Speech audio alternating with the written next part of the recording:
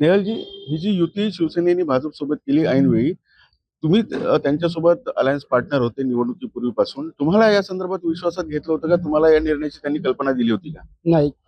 शिवसेनेने जे भाजपसोबत नाही का घेतलेला अंतिम निर्णय जो होता, त्याच्यामध्ये आम्हाला कुठेही बोलणी केली नाही किंवा आम्हाला विश्वासात नाही घेतलं. तो त्यांचा निर्णय होता. तुमचे 2 नगरसेवक जे आहेत ते सभेच्या पूर्ण प्रक्रियेपासून वंचित राहिले म्हणजे ते तिथे अनुपस्थित राहिले आणि त्यांनी मतदानात सुद्धा भाग घेतला नाही. असं का बरं झालं? नाही, सर्वप्रथम आपल्याला सांगू इच्छितो की दोन्ही नगरसेवकासोबत पक्षाचे माजी जिल्हा अध्यक्ष जयदीप खोब्रागडे हे सोबत होते. आम्ही त्यांच्यासोबत ठेवलेलं होतं आणि त्यांच्याशी संपर्क साधून आम्ही पक्षाचे नेते आदरणीय बाळासाहेब आंबेडकरांनी जो काँग्रेससोबत जायचा आम्हाला निर्णय दिला होता, ते आम्ही त्यांना कळवलं की दोन्ही नगरसेवकांना काँग्रेसच्या बाजूने मतदान करायसाठी आपण घेऊन चलावं आणि आम्ही येत आहोत.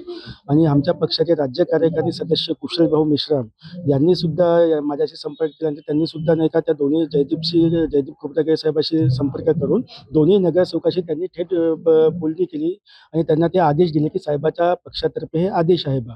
पण त्यानंतर आम्ही त्या दोन्ही नगरसेवकाला जे जिथे होते तिथे त्यांच्याकडे जाण्यास निघालो. आम्ही तिथे गेलो ते तिथे दिसले नाही, तिथे निघून गेले म्हणून म्हणाले. त्यानंतर आम्ही फोनवर त्यांचा संपर्क साधला असता त्यांनी मोबाईल स्विच ऑफ करून टाकला.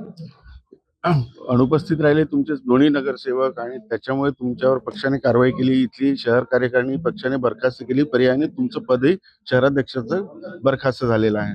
या संपूर्ण प्रक्रियेमध्ये अनुपस्थित राहण्यामागे काही अर्थकारण आहे का? कारण असे आरोप मनसेचे संदीप देशपांडे यांनी केलेले आहे की 1-1 कोटी इथे देण्यात आलेले होते. याची काही माहिती आहे तुम्हाला? याच्याबद्दल आम्हाला काही माहिती नाही. आम्ही पक्षाचे जे आदेश आदरणीय बाळासाहेब आंबेडकर जे आमच्यापर्यंत देत होते, ते आम्ही या दोन्ही नगरसेवकापर्यंत सांगून आम्ही त्यांच्यासोबतच होतो शेवटपर्यंत. शेवटच्या क्षणी जेव्हा यांना महानगरपालिकेमध्ये येण्यासाठी आम्ही तिथे पोहोचलो आणि त्यांना सांगितलं, तेव्हा ते तिथे जागेवर उपस्थित नव्हते ना. त्यांना सांगितल्यानंतर सुद्धा त्यांनी मोबाईल स्विच ऑफ केला होता.